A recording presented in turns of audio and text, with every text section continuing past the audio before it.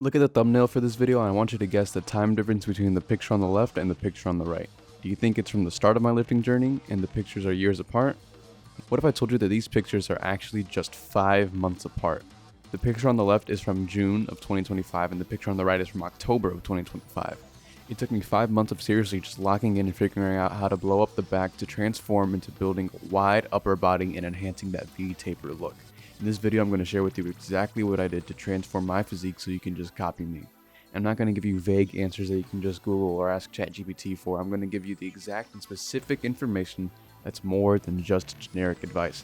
And if you really find this video helpful and want to level up your physique, click the link in the description to join my community where you can ask questions about lifting and talk to me and other guys on the same journey 24/7. Before we get into how to build up your back, we need to understand why we want to in the first place. If you're watching this and you're already in the gym or thinking about going to the gym, your dream body is most likely having lean abs with muscle mass.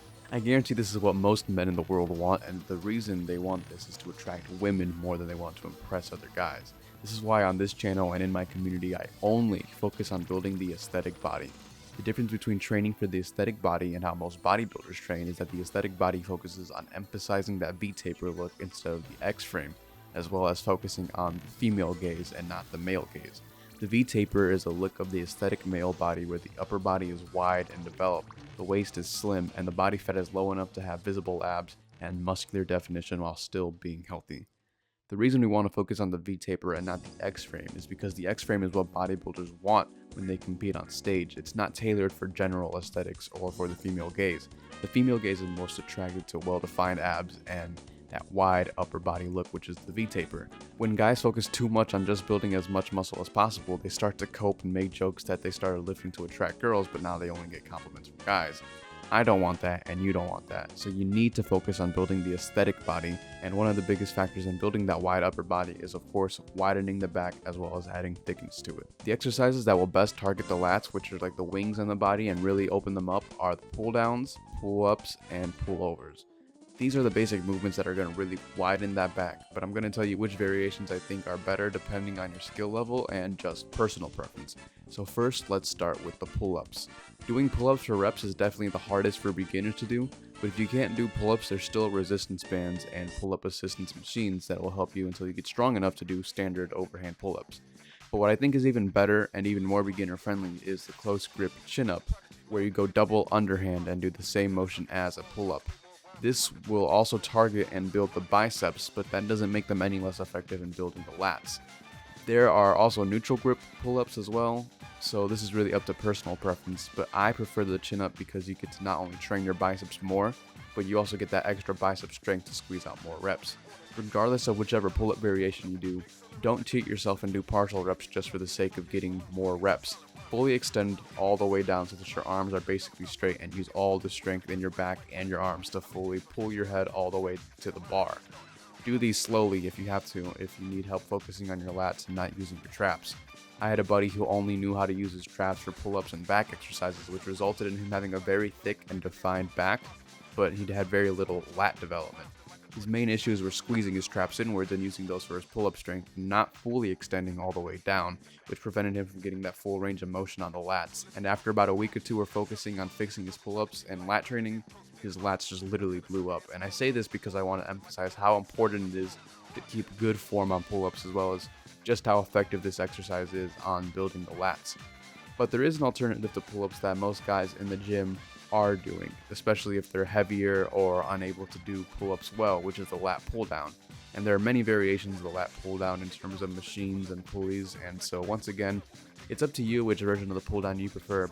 I've only recently just started doing machine pull down, so I can't say which variation I prefer just yet. But if you're doing the standard lat pull down, I'll tell you which grip I definitely prefer for this exercise. If you want to really isolate the lats, then you can use the standard overhand grip like a pull-up.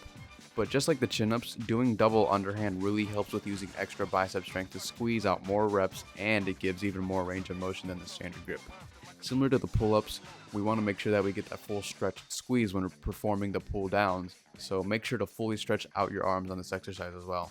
A good way to do this is by leaning slightly forward at the resting position and then leaning slightly back when pulling down to fully engage the lats. Now, there's one more lat exercises that most people won't do, mainly because most gyms don't even have them, or they don't do the dumbbell variation at all, which is pullovers. You'll see people do dumbbell pullovers mainly for the chest, but it also really helps on stretching the lat. But I also really enjoy the lat pulled over, like the Nautilus pullover machine, which most gyms don't have, which is why most people don't do them. And the reason why this is such a great lat exercise is because it's the only exercise that only uses the lats. There's no bicep or arm involvement. And this means when you achieve failure on this exercise, it's only the lats giving out and not your arms at all, unlike in pull-ups or in pull-downs where your biceps usually give out before your back does. And if your gym has the machine, you should absolutely use it. The key with this exercise is driving your elbows through the pads, because that's what's going to force your back to perform the lift. You're not using your arms at all to push the weight. Since pull-ups, pull-downs, and pullovers are what expand and widen the back, we need to have thickness and definition in the back as well, which is done by doing rows. I'm highly suggesting rows because I honestly rarely did rows until these past few months, which is why my back never had that thickness and definition it needed until now. I don't want you to make the same mistake that I made, which is why I'm telling you this. There's so many different variations of rows. There's dumbbell, barbell, machine, T-bar, chest supported rows, etc. And so many different variations of rowing grips.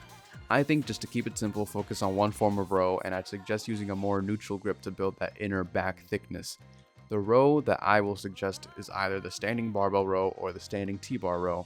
All the best backs in bodybuilding did these, and the reason I prefer the standing barbell row and the standing T-bar row as opposed to the chest supported versions of these is because I like having that range of motion to move the bar all the way to my chest and really squeeze that back. Because we're doing the standing, especially the barbell row, you really have to brace your core and your hamstrings for stability.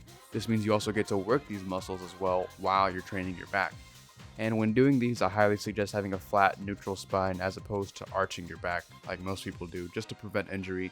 And your abs also should be resting right on your thighs for that proper form. Then, just like with the pull-ups and the pull-downs, just fully stretch the arms all the way out and then explode and move the weight to your chest and squeeze it up at the top. This is really going to build a thickness in the back, which will look incredible when combined with the width in the lats that we get from the pull-up and pull-down motions. Just like the other muscles in the body, the back will look even bigger and more defined the lower you go in body fat. For beginners or smaller guys who really want to build the best back possible, I'd suggest bulking and building that back muscle first and then cutting all the way down so that the traps will be defined and visible because of your leanness, and you're going to have that V-tapered look in the lats because it's going to be combined with your stomach and your waist, which are going to be slimmer. No pressure, but if you found this video helpful, go ahead and check the top link in the description where you can join my online community. You can ask any questions, talk to me and other guys on the same journey of building the aesthetic body, hop on calls, and get my free shirtless picture PDF guide. Inside, you can also access my aesthetic body course and get one-on-one coaching.